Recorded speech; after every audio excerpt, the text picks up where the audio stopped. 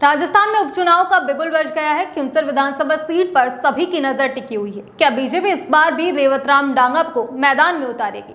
उपचुनाव की घोषणा के बाद रेवतराम ने अपने सोशल मीडिया पर एक पोस्ट को शेयर किया है, जिसमें उन्होंने लिखा है कि खिंवसर परिवर्तन चाहता है।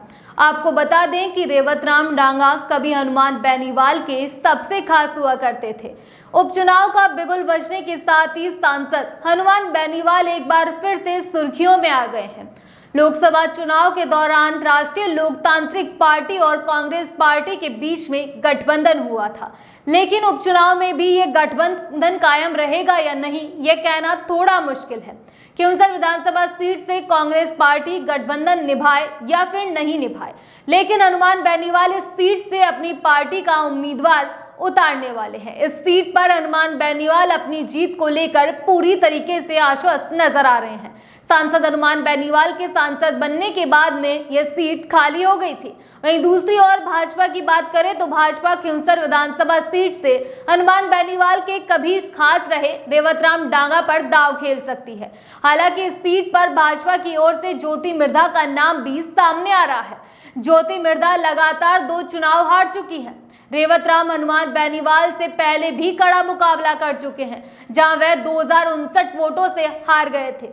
हनुमान बेनीवाल ने पिछली बार सांसद बनने के बाद अपने भाई को इस सीट पर चुनाव लड़वाया था, लेकिन इस बार हनुमान बेनीवाल परिवार के किसी भी सदस्य को मैदान में नहीं उतारकर अन्य को उतारने के संकेत दे चुके हैं। दरअसल आचार संहिता लगने से ठीक पहले हनुमान बेनीवाल एक सामाजिक कार्यक्रम में पहुंचे थे। इस दौरान हनुमान बेनीवाल ने परिवार के सदस्य को चुनाव न लड़वाकर बाहरी सदस्य को चुनाव लड़वाने की ओर संकेत दिए।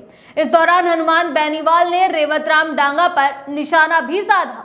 रेवतराम पर निशाना साधते हुए हनुमान बेनीवाल ने कहा कि मैं विरोधियों से तो पहले ही निपट चुका हूं, लेकिन अब मुकाबला अपनों से करना पड़ रहा है। हनुमान बेनीवाल खिंवसर सीट पर पार्टी के वजूद को बनाए रखने के लिए हर संभव प्रयास करेंगे, तो वहीं दूसरी ओर भाजपा सत्ता के दम पर इस सीट पर कब्जा करने के लिए मैदान में उतरेगी। 2019 की बात करें तो हनुमान बेनीवाल की पार्टी ने 3 सीटों पर कब्जा किया था, लेकिन 2023 में हनुमान बेनीवाल के हाथ में सिर्फ एक ही सीट लगी। हनुमान बेनीवाल खुद खिंवसर से चुनाव लड़े थे, जहां से उन्होंने जीत हासिल की। हनुमान बेनीवाल ने 50 से ज्यादा सीटों पर अपने उम्मीदवार उतारे थे। विधानसभा में फिलहाल उनकी पार्टी की कोई भी मौजूदगी नहीं है। ऐसे में हनुमान बेनीवाल के लिए खिंवसर सीट वरदान साबित हो सकती है। अगर इस सीट पर राष्ट्रीय लोकतांत्रिक पार्टी चुनाव हारती है तो पार्टी के अस्तित्व पर भी सवाल खड़े हो जाएंगे, क्योंकि फिलहाल उनके पास एक भी सीट नहीं है। खिंवसर विधानसभा सीट पर होने वाले उपचुनाव का असर पूरे मारवाड़ में दिखाई देगा। हनुमान बेनीवाल की युवाओं पर मजबूत पकड़ है। ऐसे में हनुमान बेनीवाल इस पकड़ को और मजबूत करने का प्रयास करेंगे। इसके लिए हनुमान बेनीवाल को इस सीट पर मजबूत उम्मीदवार उतारना होगा। हनुमान बेनीवाल लगातार क्षेत्र के दौरे कर रहे हैं, कार्यकर्ताओं से चर्चा कर रहे हैं, साथ ही साथ कार्यकर्ताओं से फीडबैक भी ले रहे हैं। रेवतराम डांगा हनुमान बेनीवाल के सबसे करीबी माने जाते हैं। 2023 में विधानसभा चुनाव के दौरान रेवतराम ने राष्ट्रीय लोकतांत्रिक पार्टी के लिए खूब काम किया था, लेकिन चुनाव से ठीक पहले रेवतराम भाजपा में शामिल हो गए थे। इसके बाद भाजपा ने रेवतराम को हनुमान बेनीवाल के सामने उतार दिया।